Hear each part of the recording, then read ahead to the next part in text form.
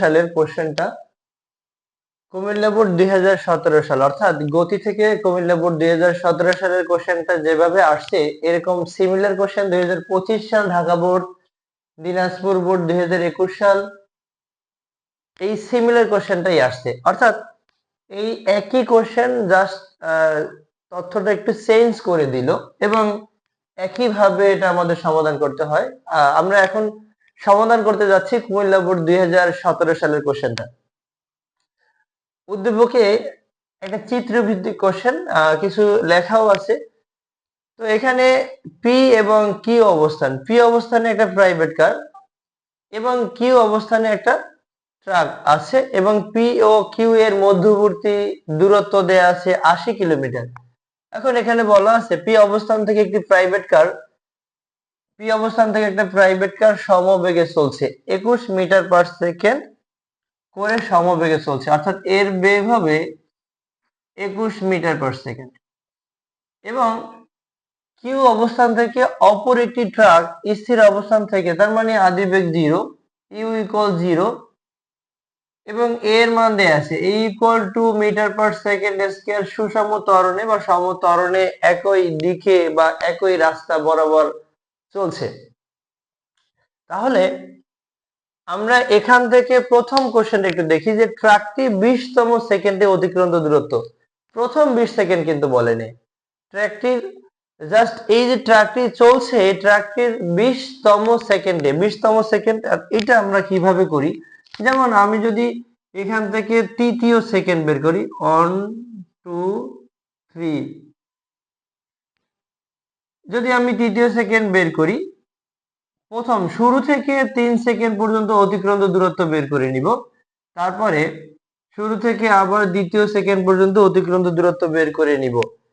যদি আমি এই তৃতীয় সেকেন্ড থেকে ঠিক দ্বিতীয় সেকেন্ড বাদ দেই তাহলে এই মধ্যবর্তী যে দূরত্বটা, এই দূরত্বটাই হবে ঠিক তৃতীয়তম সেকেন্ডে অতিক্রান্ত দূরত্ব। এই অঙ্কটা সাধারণত আমরা দুইটা সূত্র দিয়ে করে থাকি, গতির তৃতীয় সমীকরণ দিয়ে করি এবং তৃতীয় সমীকরণের মাধ্যমে নির্ণয় করা যায় তম সেকেন্ডের অতিক্রান্ত দূরত্ব নির্ণয়ের সূত্র বা সমীকরণ। আমরা যদি তম সেকেন্ড দিয়ে করি তাহলে অঙ্কটা অনেক সহজ হয়। আমরা তম সেকেন্ডের মাধ্যমেই অঙ্কটা করতে চাই। তো এখানে যা দেয়া আছে আমরা একটু দেখি যে এখানে গ নাম্বার কোশ্চেন সলভ করার জন্য আমাদের কাজে লাগবে যে আদিবেগটা দরকার আছে। ট্রাক এর আদিবেগ ইউ ইকুয়াল ছিল 0 metre per second, 0 metre per second এবং ত্বরণ এ ইকুয়াল ছিল 2 মিটার পার সেকেন্ড স্কয়ার। 20তম সেকেন্ডে অতিক্রান্ত দূরত্ব এস, এখানে আমরা 820 লিখে দিলাম, u plus half of a 2t minus 1, অর্থাৎ গতির তৃতীয় সমীকরণ s equal u t plus half of a t square. এটা দিয়ে এটা যদি আমাদের টি সেকেন্ডে অতিক্রান্ত দূরত্ব হয় তাহলে এর থেকে 1 সেকেন্ড পূর্বেরটা যা হবে এরকম দুইটা সমীকরণ কম্পেয়ার করে আমরা কিন্তু তম সেকেন্ডের অতিক্রান্ত দূরত্ব নির্ণয়ের সমীকরণটা প্রতিপাদন করেছি। থিওরিতে চাইলে তোমরা দেখে আসতে পারো, খুবই সহজ। আর আমরা যদি এই সূত্র দিয়ে করি তাহলে একটু সময় বেশি লাগে বাট একই রেজাল্ট আসবে। যদি সুষম ত্বরণে চলে, সুষম ত্বরণে চলার পথে এই বস্তুর অতিক্রান্ত দূরত্ব সবচেয়ে বেটার হয় যে এই তম সেকেন্ডে অতিক্রান্ত দূরত্ব বের করলে খুবই কম সময় হয়ে যায় অঙ্ক। তার মানে এখানে ইউ এর মান আছে 0, হাফ ত্বরণ টি এর মান হলো এ এর মান হলো 2, টি মানে 20 সেকেন্ড, 20 এখানে -1, তার মানে রেজাল্ট আসছে এখান থেকে 40 থেকে 1 বাদ দিলে 39 মিটার। অর্থাৎ 20তম সেকেন্ডে ট্রাকটি 39 মিটার দূরত্ব অতিক্রম করবে। আমার মনে হয় যে এই প্রসেসে তম সেকেন্ডে অতিক্রান্ত দূরত্ব যদি তোমরা s equal u plus half of a 2t minus 1 এই সমীকরণ দিয়ে করো তাহলে অনেক তাড়াতাড়ি হয়ে যাবে। নম্বরে বলা আছে যে চলার পথে প্রাইভেট কার ও ট্রাকটি পরস্পরকে কতবার অতিক্রম করবে। যদি আমরা একটু এখান থেকে থিম বুঝতে চাই যে প্রাইভেট কারের কিন্তু গতিটা বেশি, গতি বেশি, যে এই সমবেগে চলছে, সমবেগে চললে সে বস্তুটা তার সর্বোচ্চ বেগ নিয়ে চলছে। আর যদিও সর্বোচ্চ বেগ এখানে বলা যাবে না, একটা র্যান্ডম স্পিড নিয়ে চলছে। আর যে সুষম ত্বরণে চলছে সে স্থির অবস্থান থেকে পর্যায়ক্রমে তার বেগটা বৃদ্ধি পাচ্ছে। তাহলে বলা যাচ্ছে সমবেগে চলমান বস্তু ইনস্ট্যান্টলি ওই সমত্বরণে চলমান বস্তুকে অতিক্রম করে যাবে। তারপরে সমত্বরণে চলমান বস্তুটি তার বেগ যখন বৃদ্ধি করবে, বাড়াবে, তখন সে সমবেগে চলমান বস্তুটিকে সেকেন্ড টাইম আবার অতিক্রম করে চলে যাবে। তো আমরা এখন প্রাইভেট কারের ক্ষেত্রে করছি। প্রাইভেট কার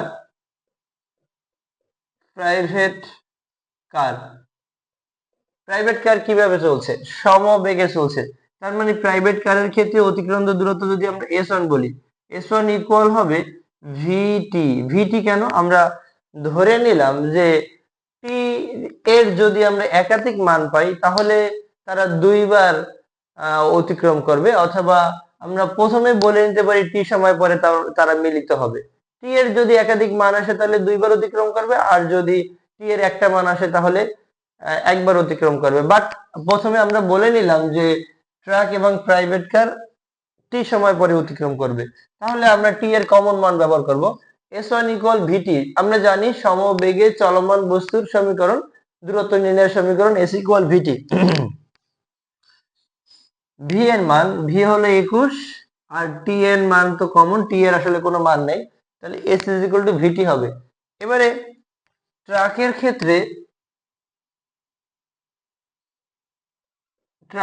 ক্ষেত্রে ট্রাক সুষম ত্বরণে চলছে। তার মানে যেহেতু সুষম ত্বরণে চলছে, তখন আমরা গতির তৃতীয় সমীকরণটা ইউজ করে ফেলতে পারবো। s is equal to u t plus half of a t square. এখানে যেহেতু ট্রাকটি স্থির অবস্থান থেকে চলছে, ইউ এর মান 0, 0 ইন্টু টি মানে 0 হবে, আর এখানে হাফ ত্বরণের মান 2 ইন্টু হলো টি স্কয়ার, এটা কেটে দিব, তার মানে টি স্কয়ার, অর্থাৎ s2 এর মান হলো টি স্কয়ার। এখন আমরা বললাম যে এর আগেও আমরা এই সেম কোয়ালিটির দুইটা অঙ্ক করেছি। যদি এখানে মধ্যবর্তী দূরত্ব যা থাকে, মধ্যবর্তী দূরত্ব যদি আমরা বাদ দেই, তাহলে দুইটা গাড়িকে এক জায়গায় চিন্তা করতে পারি। এই সমবেগে চলমান বস্তুটা থেকে যদি সমত্বরণে চলমান বস্তুর দূরত্ব বাদ দিয়ে দেই, তাহলে দুইটা গাড়ি মনে করে নেব এক জায়গায় আছে। তাহলে শর্ত মতে বা আমরা এরকম একটু বলে নিতে পারি যে এখানে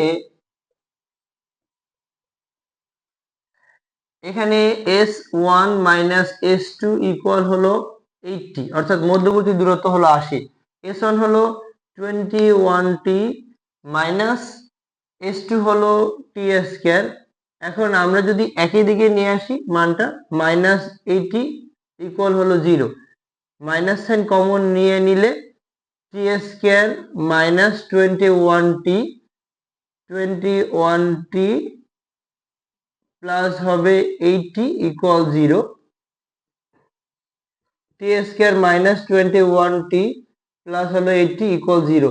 এটাকে আমরা মিডল টার্ম করে দিব। মিডল টার্ম করে দিলে যেমন 5 হলো 80, t square minus 16t minus 5t plus হলো 80 ইকুয়াল 0। তাহলে টি কমন নিলে টি মাইনাস 16, 5 কমন নিলে টি মাইনাস 16, 0। তাহলে দেখা যাচ্ছে যে এখানে উৎপাদক পেলাম দুইটা, মানে টি মাইনাস 5 এবং টি মাইনাস 16 ইকুয়াল 0। হয় টি মাইনাস 5 ইকুয়াল 0, বা অথবা বলতে পারি, অথবা দুইটা উৎপাদক আমরা এখানে কিন্তু পেয়েছি, অথবা টি minus 16 equal 0, T equal 5, T equal 16। আমরা এখানে চাইলে t1, এখানে চাইলে t2 ইউজ করতে পারি। প্রথম ক্ষেত্রে যেহেতু ট্রাক এর বেগ বেশি, ঠিক 5 সেকেন্ডে ট্রাক, যেহেতু প্রথম ক্ষেত্রে প্রাইভেট কারের গতি বেশি, 21 মিটার পার সেকেন্ড সমবেগে চলছে, তাহলে প্রাইভেট কারটি 5 সেকেন্ডে ট্রাককে অতিক্রম করে চলে যাবে। এর পরিবর্তিতে আবার যখন ট্রাকটি তার পর্যায়ক্রমে বেগ বৃদ্ধি পাবে তখন বা বেগ বাড়াবে তখন ঠিক 16 সেকেন্ড পরে প্রাইভেট কারকে ট্রাকটি অতিক্রম করে চলে যাবে। পরবর্তীতে তাদের সাথে আর কোনো দেখা হবে না বা কেউ কাউকে 8 সেকেন্ড থেকে অতিক্রম করতে পারবে না।